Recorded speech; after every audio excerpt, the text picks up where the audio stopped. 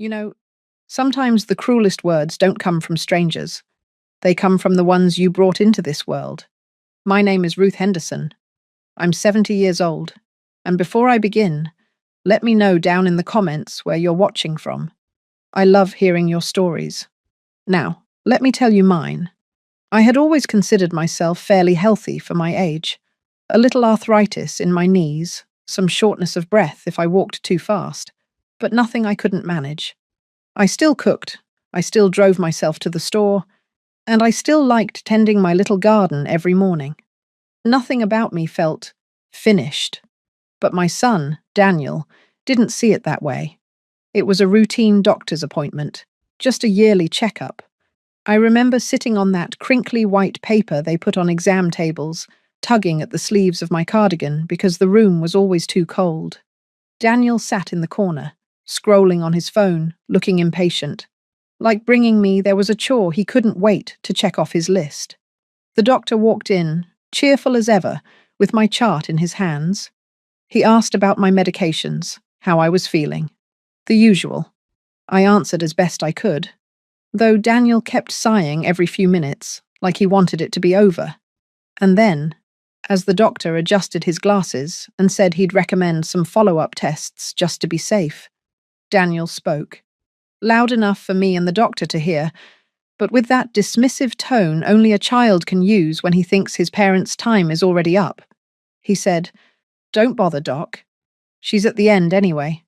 I felt the words stab through me harder than any needle or diagnosis ever could. The doctor glanced at me quickly, his face a mix of surprise and discomfort. I looked down at my hands, at the faint blue veins under my skin, and for the first time, I felt small, like I was just a body taking up space, not the woman who had raised that very same man sitting in the corner. I wanted to speak, to tell the doctor to go ahead with the tests, to remind Daniel that I was still here, still alive. But my throat tightened, and nothing came out. We left the office in silence. Daniel didn't even notice the tears I was blinking back. He was too busy talking on his phone, making plans for later, as if the sentence he had just delivered about me being at the end meant nothing at all. That night, I couldn't sleep. I lay awake in my bed, staring at the ceiling, hearing his words again and again. At the end. Was that how he really saw me? A burden, a ticking clock, a name waiting to be etched into stone.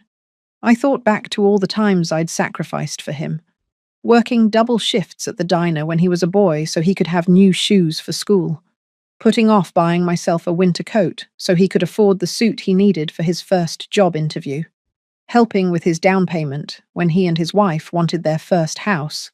Every step of his life, I had been there. And now? He wanted the doctor not to bother. He had already decided my story was over, but lying there in the dark, I realized something. Maybe Daniel thought I was at the end, but I didn't.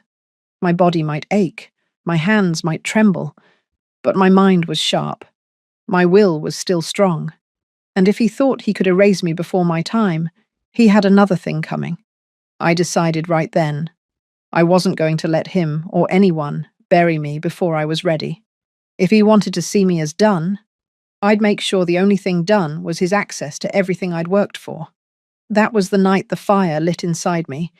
I didn't know exactly what I was going to do yet, but I knew one thing for certain. I was going to bother. And I was going to make sure Daniel regretted ever saying those words. The thing about betrayal is that once you hear it, once you see it for what it is, you start noticing every little crack that was already there. After that doctor's visit, I began paying attention. The silences at dinner, the whispered conversations when they thought I was asleep, the way my daughter-in-law, Tasha, would look at me like I was a piece of furniture taking up too much room. At first, I thought I was imagining it, but no, they had already started seeing me as a problem to be managed, not a person to be loved. One morning, I came into the kitchen to make myself tea. I caught the tail end of their conversation. Tasha's voice was low, sharp. "Once she's gone, we'll finally be able to fix this place up. Imagine what it'll be worth in this market," Daniel's response. A tired chuckle. Yeah, I know. Just be patient. I froze. My tea bag dangled in my hand. Forgotten. Once she's gone. They weren't talking about some distant future. They were already counting the house, the walls I had painted myself, the floors I had scrubbed after long days at work, the garden where I had buried my late husband's ashes. To them, it was just property. To me, it was my entire life. I slipped quietly out of the room before they saw me. My hands shook, not from age, not from arthritis, but from rage. It got worse from there. A week later, I noticed my mail sitting on the counter already opened. Bank statements, insurance notices, even a letter about property tax. I never left my envelopes unopened. Daniel shrugged when I asked. I thought I'd save you the trouble, Mum. You always take so long to read these things. But it wasn't kindness. He was checking, monitoring, as if I wasn't capable of handling my own business anymore. That night, I went through my desk drawers. Some papers were out of order. My spare checkbook was missing a page. My heart thudded. Was I paranoid? Or were they already trying to get ahead of me? The unease turned into certainty. A few days later, when I overheard Tasha on the phone, she was talking to someone about liquidating assets and timelines. She caught me watching from the hallway and ended the call abruptly. Smiled that fake smile she always wore like bad perfume. Oh, Ruth, don't mind me. Just chatting with a friend about real estate. But her eyes gave her away. They darted, calculating, already picturing a life without me in it. It's a peculiar feeling, realizing your own family sees you as a line on a balance sheet. I'd always believed blood was thicker than water. But I was learning fast. Greed is thicker than blood. The breaking point of that week came on a Sunday afternoon. I was sitting in the living room, knitting. Daniel and Tasha were in the dining room, talking in hushed tones. But the walls in that house were thin. Should we start talking to a realtor? Tasha asked. Not yet, Daniel muttered. But soon. She's not going to be around forever. There it was again. That countdown they had already started in their heads. I put down my knitting and stared at the photo on the mantel. It was of me and my late husband, George, on the day we signed the mortgage for that very house. We had been so proud, so full of hope. We built a life there, raised Daniel there, fought and made up and laughed until we cried within those walls.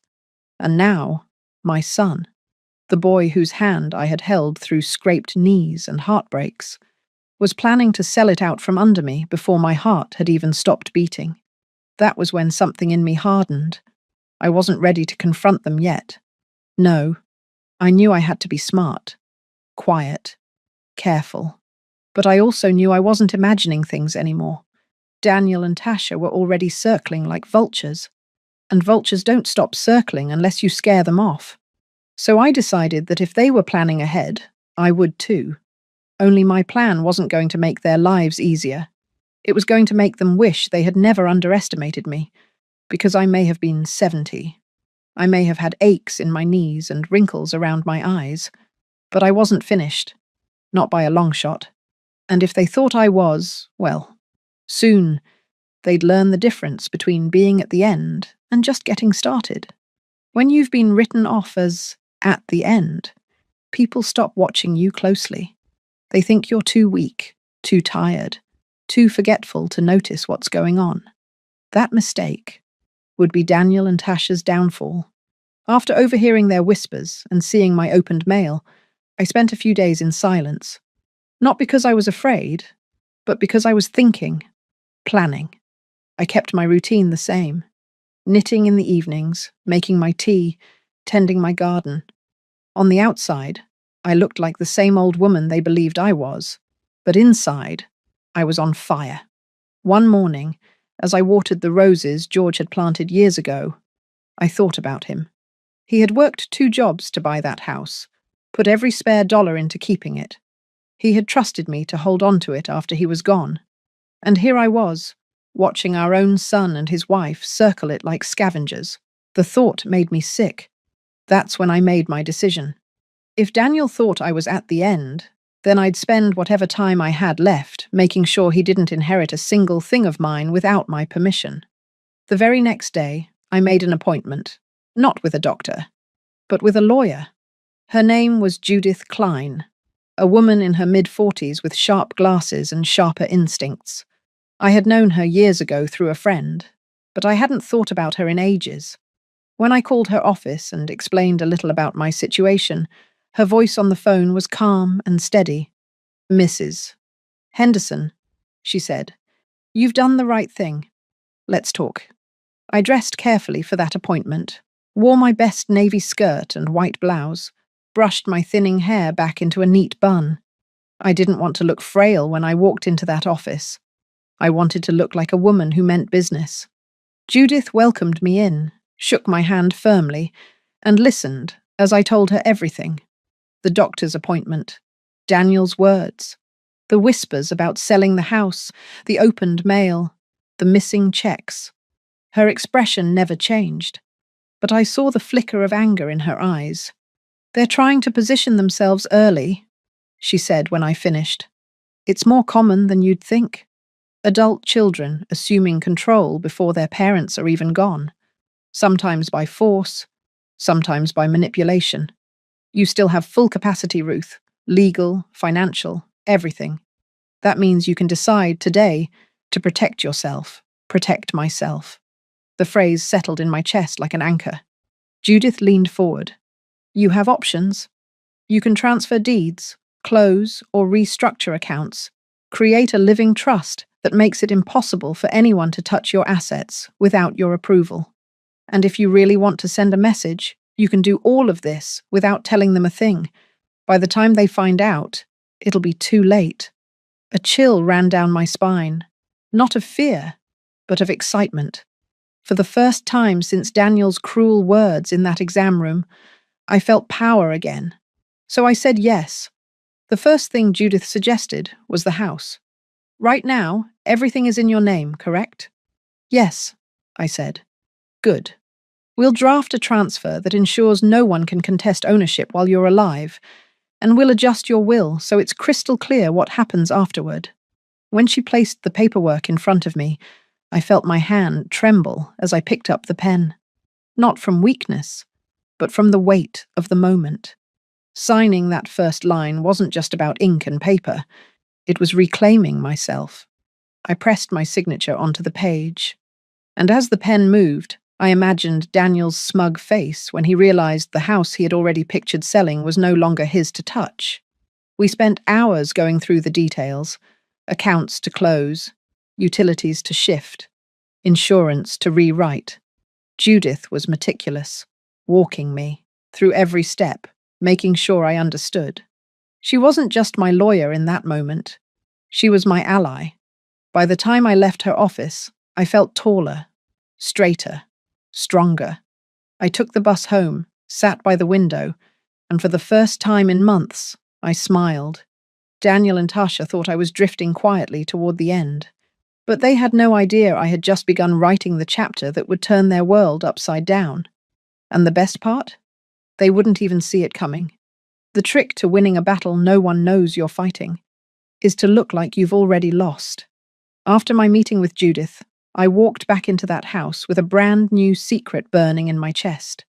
The deed transfer had been signed. My accounts were already being rearranged. The wheels were turning. But to Daniel and Tasha, I was still the same old woman with aching knees and trembling hands. So I let them think it. When Tasha fussed about me leaving crumbs on the counter, I just nodded and muttered an apology. When Daniel rolled his eyes at how long it took me to shuffle from the couch to the kitchen, I laughed weakly and said, "I know. I'm slow these days. Every insult, every little jab, I let it roll off me like water, because the more they believed I was slipping, the less they suspected that I was outmaneuvering them with every passing day." Judith and I worked quickly. She helped me close the joint savings account Daniel had pushed me to open years ago, for convenience. The truth was, I had barely used it, but he had started making small withdrawals, always with some excuse. Groceries, gas, helping out with bills. Judith made sure that account was emptied and closed, with the funds moved into one only I had access to. Then came the utilities. Daniel had his name on several: electric, gas, water. It had been his idea originally to help manage things. I didn't see it then, but it had been a way to position himself as the gatekeeper. Judith explained that as the homeowner, I had every right to remove him. So I did. With a few phone calls and a lot of paperwork, those bills were transferred back into my name only. The irony made me smile. He thought I couldn't handle mail, couldn't keep track of numbers. But here I was, reclaiming every piece of control he thought he had. I played my role at home carefully. One evening, I asked Daniel for help changing a light bulb in the hallway, even though I could have done it myself if I'd grabbed the step stool. He sighed, muttered something about how helpless I was, and changed it for me. Meanwhile, in my purse, tucked between tissues and a pack of mints, was a folder filled with freshly notarized documents, proof that I wasn't helpless at all. Another time, I pretended to forget which day the trash went out. Tasha laughed, shaking her head. "She's getting worse, Danny." I bit my tongue so hard I tasted blood. If only she knew that earlier that day, I'd been at the bank closing a CD account they had been eyeing, rolling the funds into a trust with Judith's oversight. The crueler they became, the calmer I grew, because every jab, every snicker, every dismissive glance only fueled me. The best act of all came one Saturday when they had some friends over for drinks. I stayed in my room mostly, not wanting to socialize. But as I went to the kitchen for water, I overheard their laughter. "Honestly," Tasha was saying, "I give her a year, maybe 2, and then we'll finally be able to redo the kitchen. I already have the tiles picked out." Her friends giggled. One of them asked Daniel if he thought I'd leave them much. He shrugged, smug as ever. "Yeah, enough. I've been handling most of her stuff already anyway." I almost laughed out loud right there in the hallway. If only they knew that every document they thought they'd inherit had been rewritten.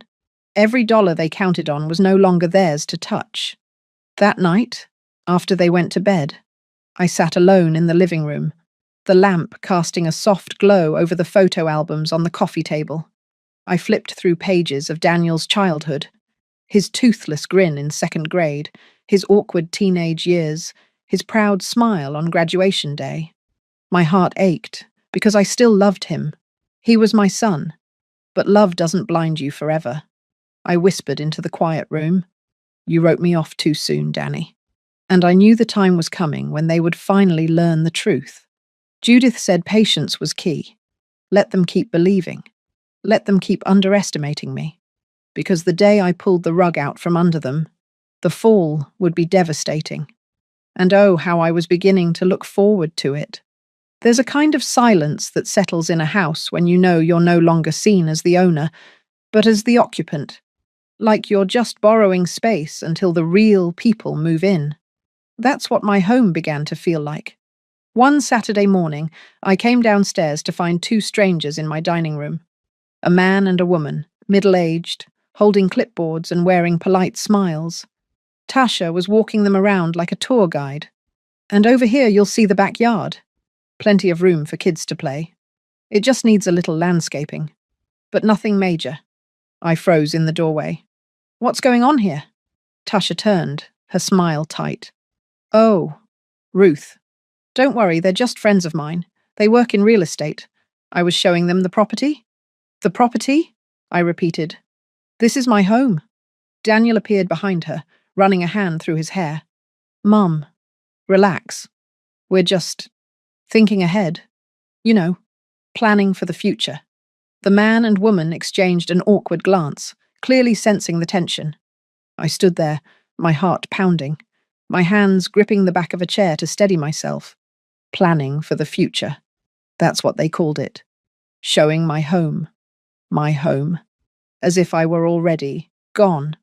I managed a brittle smile, muttered something about needing tea, and retreated to the kitchen. I didn't want to scream in front of strangers, but inside I was shaking with fury. Later that evening, After the guests had left, I heard them talking in the living room. The market's hot right now, Tasha said. If we can list within the year, we'll make a killing. Daniel sighed. We just have to be patient. She can't hang on forever. I pressed my back against the wall, tears streaming down my face. They were talking about me like I was a rotting tree they couldn't wait to cut down. And something snapped. I remembered George's voice, years ago, when we'd argued about taking out a second mortgage. He had said, "This house is our legacy, Ruth. Don't let anyone take it from us." That memory was the final push I needed. I wasn't just protecting myself anymore. I was protecting him too. His sweat, his sacrifice, his love. It was all in these walls. And I refused to let Daniel and Tasha sell it like some prize cow. The next morning, I called Judith. My voice was calm, but she could hear the steel in it. It's time. I want to do everything. All at once, she didn't hesitate. Good.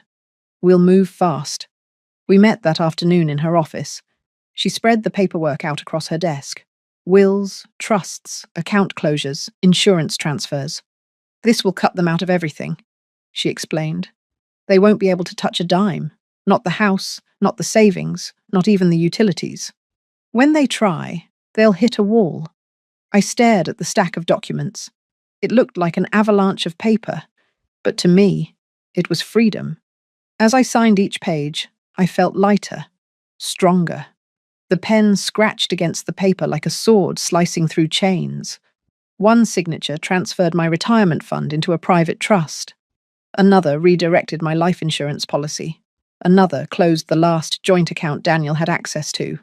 By the end of the session, my hand ached, but my spirit soared. Judith smiled at me. You've done it, Ruth. They can't touch you now. I leaned back in the chair, letting out a breath I hadn't realized I'd been holding. For weeks, I had felt like prey. But now, I was the hunter. That night, I returned home and played my part once again. I let my steps drag a little heavier across the floor. I let Tasha sigh about how forgetful I was when I asked her twice about dinner. Daniel muttered something about doctors and nursing homes, and I simply nodded, as if I hadn't heard. Inside, though, I was smiling, because I knew the day was coming when their smug little world would come crashing down. And when it did, I'd be right there to watch. The breaking point had come, not just for me, but for them. They just didn't know it yet. It happened on a Tuesday morning.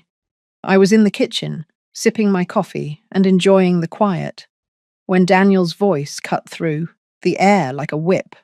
What do you mean the account is closed? I set my cup down and leaned against the counter.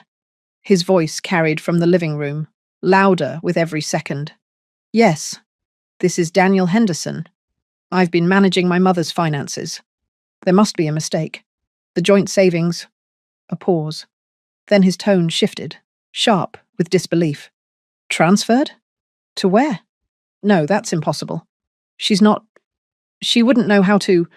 I almost laughed right then. Oh, Daniel, always underestimating me. There was a long silence, then his voice dropped to a hiss. Who authorized this? I could imagine the bank representative's answer. Your mother. When he hung up, the slam of the phone rattled the frame of a family photo on the wall. He stormed into the kitchen, his face flushed, his jaw clenched so hard I thought his teeth might crack. What did you do? He demanded. I raised my eyebrows, calm as ever. I had some business to take care of. You closed the accounts. His voice was nearly a roar. All of them. And the insurance. Do you know what you've done? Do you have any idea how reckless that is? I took a slow sip of my coffee. Reckless would be leaving everything in your hands. His face darkened. For a moment, I saw the boy he used to be, red-faced when caught lying about breaking a window. Only this time, he wasn't a child, and the stakes weren't a broken pane of glass. Tasha entered then, her eyes wide with false innocence. What's going on? Daniel wheeled on her. She moved everything. The house, the money, the insurance. It's all gone. Tasha's eyes darted to me, narrowing. Gone. To where? I set my cup down gently, deliberately, to a trust. A trust you'll never touch. Not now. Not ever. Her lips pressed into a thin line. You can't do that. You're not well. You're not thinking clearly. I chuckled, the sound dry and sharp. Oh, I've never thought more clearly in my life. Daniel slammed his hand on the counter, making the mug jump. We were trying to help you. Help me? I snapped, the calm mask slipping. By taking my home? By planning to sell the roof over my head before I'm even gone? By calling me dead while I sat in a doctor's office listening? That's not help, Daniel. That's betrayal. The silence that followed was thick, almost suffocating. I could see the gears turning in his head, trying to piece together how his mother, the woman he thought was frail and naive, had outmaneuvered him. Finally, he muttered, "You've ruined everything." I leaned forward, my voice low and steady. No, Daniel. I've saved everything. Your father built this life with his hands, his sweat, his love, and I won't let you sell it off for pocket change. Tasha's veneer cracked. This isn't fair. We've put up with so much. We've put up with me. I cut her off, my voice sharp. You mean the woman who raised the man you married? Who gave you both a home, meals, comfort? You've put up with nothing, Tasha. You've schemed, and you've waited, and you thought I was too old, too tired, too blind to see it. But you were wrong. Daniel stood there, chest heaving, fists clenched, as though he wanted to argue but couldn't find the words. For the first time in years, I felt tall, not hunched, not diminished, not disposable, but strong. I straightened my back and looked them both squarely in the eye. From now on, this house is mine alone. You don't control my money, my accounts, or my future. You don't get to decide when my story ends. I do. Tasha turned away, muttering under her breath. Daniel just stared at me, like he was seeing me for the first time. But it wasn't recognition in his eyes. It was fear. And I savored it. Because he finally understood. The mother he'd dismissed as a burden had just pulled the ground out from beneath his feet. The phone rang again, startling us all. Daniel glanced at the caller ID. The bank, calling back. He didn't answer. Instead, he sank into a chair, his head in his hands. And for the first time in my life, I didn't feel pity for my son. I felt justice. After the call from the bank, the house went silent. It was the kind of silence you could slice with a knife, heavy and awkward, broken only by the sound of the clock ticking in the hallway. Daniel sat slumped at the table, his head in his hands. Tasha paced the floor like a caged cat, muttering curses under her breath. I stood at the sink, rinsing my coffee cup as calmly as if nothing had happened. Inside, though, my chest buzzed with something I hadn't felt in a long time.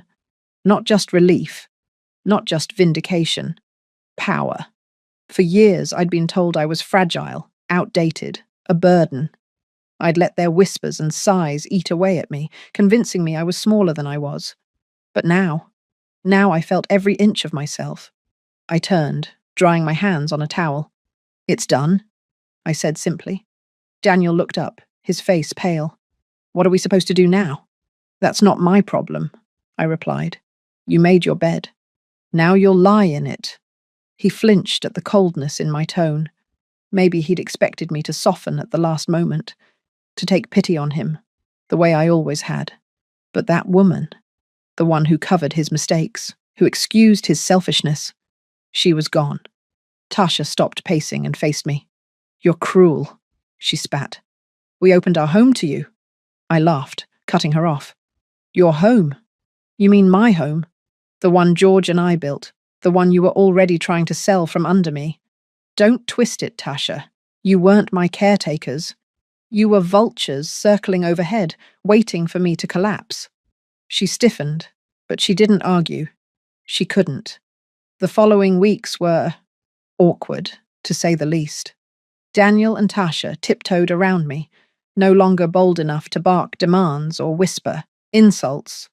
They still lived under my roof, but the dynamic had shifted. They weren't predators anymore. They were squatters, tolerated, but never trusted. Eventually, they packed up and left. No big speech, no tearful goodbye, just boxes in the trunk and a slammed door. I stood at the window, watching them drive away, and felt lighter. The house was quiet again, but this time, it was my quiet, my sanctuary, my victory. I spent the days that followed walking through each room, touching the walls, opening closets, pulling out old photo albums. George's smile beamed from the pages. His voice echoed in my mind. Don't let anyone take it from us. I didn't, George. I whispered. I kept it safe. For both of us, and I felt him with me, as strong as ever. Looking back, I realized something important. The real betrayal wasn't just in Daniel's words. Don't bother. She's at the end.